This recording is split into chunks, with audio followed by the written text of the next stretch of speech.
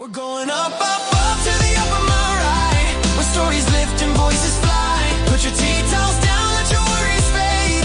Open the gates, let the memories cascade. In this podcast world, we give it our best. So grab your cup or come say hi, no jest. We're going up to the Upper Marae, where conversations flow and spirits can't lie. The Upper Marae. I'm one of your co-hosts, Dr. Alexander Stevens, Te Tuaroa. And in this episode of the Upper Marae, we're celebrating Men's Health Week, focusing on our own hauora. I'm joined by our special guest, Hauraki, and today we're opening the doors of the marae, discussing emotional wellness, spiritual wellness, physical wellness, all things to do with wellness. Welcome to the show, Iho. Thank you. Thank you for having me on. By way of introduction, tell me about yourself. My name's Hauraki. I'm 25 years old.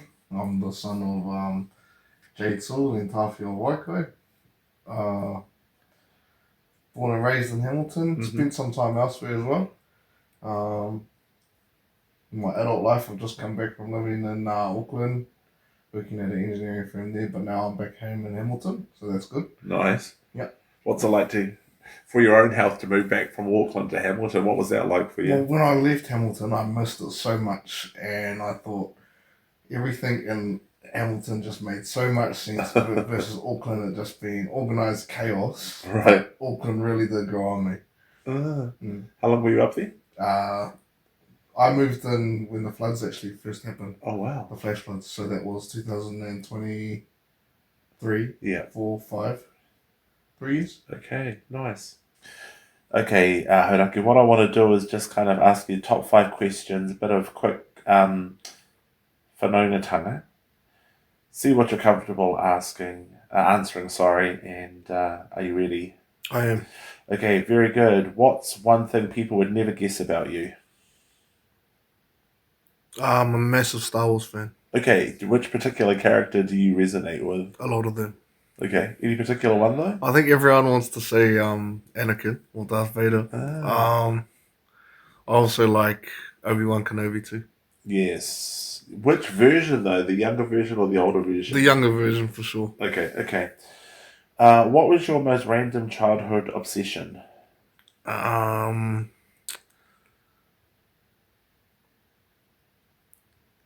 Yu-Gi-Oh cards.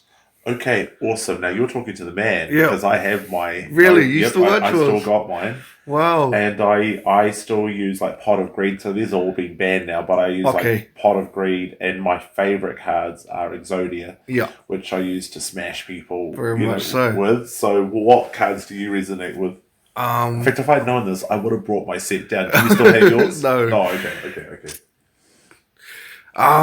The cards. There's probably just all the ones that Yugi uses. So you got your Dark Knight, Magician. Yes. Also, like probably my favorite is Blue Eyes actually. Really, with Kaiba. Yeah. One of my favorite, except for Exodia, is Big Shield Guardian. Yes. That's kind of how I see my own self. Nice. Yeah. In real life. Okay, cool. Well, that's 2 things that we have something in common about. If your teenage self saw you now, what would he say? Get to the gym, bro. Damn. Oh, damn. Okay, well, this is food related. What's your comfort food after a hard day? Boil up. I had it the other day actually. It wasn't necessarily a hard day for me, but yeah, it was great. Nice. And final question, what song instantly changes your mood? This one. Hang on. You can play, I think it's 5 seconds for copyright reasons, so you got to Alright. make sure that we... That's a Jump Jam song. Yeah. Oh, is it? Yeah. Is it 5? Get on up? Or Keep on Moving? Keep on moving. Yeah. I'll just play a little bit. Was it that one? It is. Do you know that's my alarm clock? I used to have that as my alarm clock too. You weren't even there when it came out. No, one. Oh.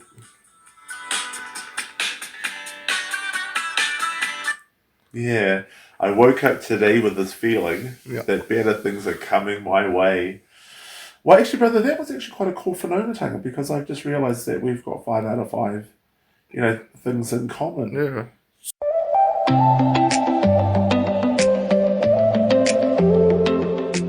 anyway, I've stopped you. Keep going. You're back in Hamilton. Yeah. Nice. So, talk to me about your own health and well-being. What do you do to look after yourself? It's been a bit of a transformative period for me, really. So, if you had asked me that question 6 months ago, I would have told you, oh, well, I'll go out and do me a 10K run just for fun. Yeah. Whereas now it might be just a simple walk around the lake, which at times I'm finding difficult now too. Okay. So there's that for my physical health. Surrounding myself with Tāne and friends. Why, when you say that you struggle, what's one of the things that you're struggling with? I've put on a massive amount of weight since moving into Hamilton. Right. You finding yourself enjoying the good life there? I am, yeah. Nice. And why do you think other young men struggle to prioritise themselves and, their health and needs? When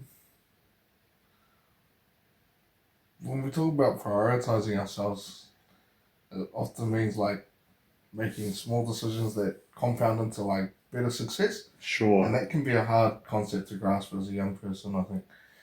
So we look at compound interest in regards to banking systems, right? You can put some money in there. You can go to the gym and know that you're putting workouts in the bank, and then hopefully that they pay off. Sure. That you get your dividend.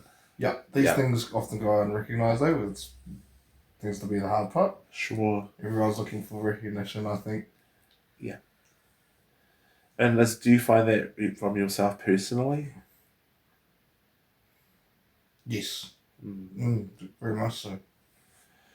Have there been times where you've maybe ignored your own well-being while trying to stay strong for others? Not that I can necessarily recall. I think in those sort of spaces, I'm just necessarily trying to stay afloat. Sure. What does afloat mean to you? Maintain relationships. I find myself being a po in a lot of my relationships that I hold. And so with that, just being a solid backbone for my friends and family. I know that from someone who also does a lot of the backbone stuff, that must be heavy, full on. Yeah. Is that something that's always naturally come for you? Very much so, yeah. Yeah. And it also gets like picked up on by, the people that we surround ourselves with, they're always thanking us for it and stuff like that too. Which is nice. So since you're the backbone for so many people, where does the backbone go when he needs a bit of aroha or some afi? Yeah, I guess I've got solid relationships with a lot of my uncles. So one of those being Mum's brother, one of those being Dad's brother. Yeah. And two different dynamics when speaking on these relationships. One of them's a lot closer to age than I am, and then my other uncle I sort of just goes for like wisdom, being a bit older, sort of thing like that. Right. Yeah. Right. And I mean, we all have off days. So, what signs tell you that maybe your mental health or stress is starting to, slip? For me personally, when I'm bed rotting in my bed and not moving all day, that's not a good sign. I tend to forget to have a shower, brush my teeth, just all the simple A's and B's, C's, not getting ticked. Does that happen often, or is that a rarity? No, it does happen often actually, but I just try to get myself out of the funk as fast as I can, I guess. Yeah. Yeah. And how successful are you finding that you're just going to kind of pick your shit up and go for gold? Well, it's not going too good at the moment. Right. Right. Biggest challenge that you're finding at the moment? That's kind of getting in your way? Definitely finding some normality in my routines at the moment. Yeah, sure. What does normality mean? Because normality to me might mean something different. So what does normality mean for you? A familiarity, I guess. You can be used to acting so certain way for so long, and then things change. Yeah. Well, you were talking about a routine, and I know that a routine can be a good way of kind of getting back into control. So, what kind of routine for you kind of symbolises it getting yourself into a better state of haura? I think the mind and body have awesome correlation between the two. You know, you look Right. after one and then the other will follow suit. Mm-hmm. So I think at the moment for me, just getting out there and doing those walks around the lake is a big important part of that. Yeah, that lake is what? How many Ks? 4 Ks or something like that? 4 kilometres. And it takes you how long to do it? Oh, just under an hour. Okay. And you do this how many times a week? Oh, not at the moment. Right. But like maybe once or twice a week. Oh, okay. So you're at least aiming for twice. Yeah. And do you notice a shift or difference once you have done your walk compared to when you don't? Yes, I do. So like, it's hard to explain, I guess. Give it a shot though, just for people Alright. that might be listening. So that's the small thing. You find yourself having more energy throughout the day. Like afterwards, I'm finished and I'm driving home, and I think to myself that I'm feeling much better now that I've got that out of the way.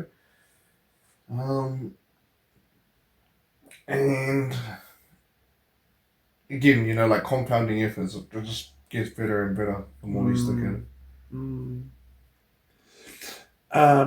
What influenced you to move from Auckland back to Hamilton? What was the bigger motivator for you? Well, I've been living with my mum all my life up until that point where she got a job in the South Island. Right. So I sort of said to myself, well, I'm going to go home and then sort of figure things out for myself here, I guess. Mm-hmm. Right. And how's that journey of figuring yourself out going at the moment? Oh, pretty hard. Okay. Yeah. I mean, share what you feel comfortable. What are you finding some of the challenges? Work, and then having that as an anchor in my Right. routines and day-to-day life, whereas at the moment it's not. Right. I know that when we look at health, family, stable income, well, you were just talking about using a money analogy, these things are important. What keeps you motivated just to keep going?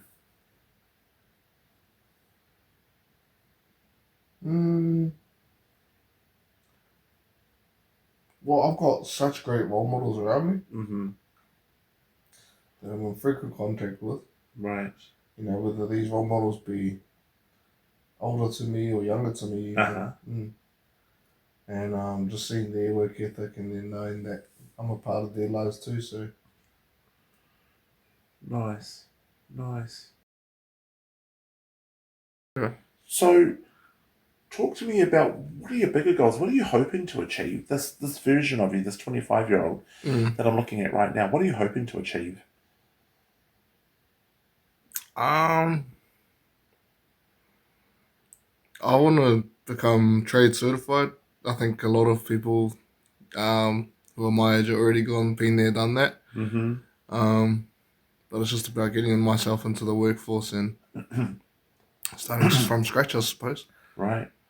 So for you, thinking about, getting into the trades, which ones? There's so many to choose from. I think plumbing or electrical, yeah. Any particular reason? I mean, they're very different, obviously, and you wouldn't want to mix the two together. No. So, what was it about being a sparky or a plumber that you thought I could do this? Well, I'm not exactly like the most hands-on sort of guy, and I think Right. with electrical, it's more so catered to using your brain a bit more. Okay. And then with plumbing, I've worked with a plumber before, and he was great, so he taught me a lot of things too. Right. And so is there one preference over the other as to which you would do first? Electrical. Okay. So then if you were going to be an electric type Pokemon, which one would you be? I'm not too familiar with Pokemon, actually. So you wouldn't... Electric type? Pikachu. Yeah, thank you. That's what I was hoping. Yeah, And if there we you're go, water there we type? go. Charizard. No, that's a fire type. That's a fire type. Squirtle. There you go. Well done. I think, kind of contemplating with the conversations that we've had over the last, 10 to 15 minutes. Yeah. What's one key message that you would want to pass on to, our other Tāne that also might be struggling, that might be thinking, man, I can't be bothered getting out of bed, or, today's a hard day. What would your key message be as someone who, seems to struggle now and then with this very topic? The struggle is the dream. Okay, now unpack that because that sounds very wise. So what does that actually mean? Okay, so you showing up and showing up and through adversity, that's a part of the dream too. Right. And it's as simple as that. It's as simple as that. Showing up through adversity is a part of the dream, and you just got to stick at it and not hope for the best, be the best. Yeah. Be your best. Yeah. Make the effort. Yeah. Get it done.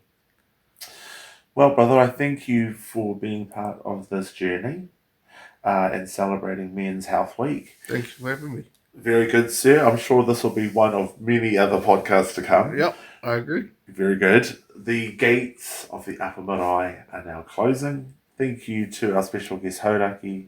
Mōri ora. In this magical world.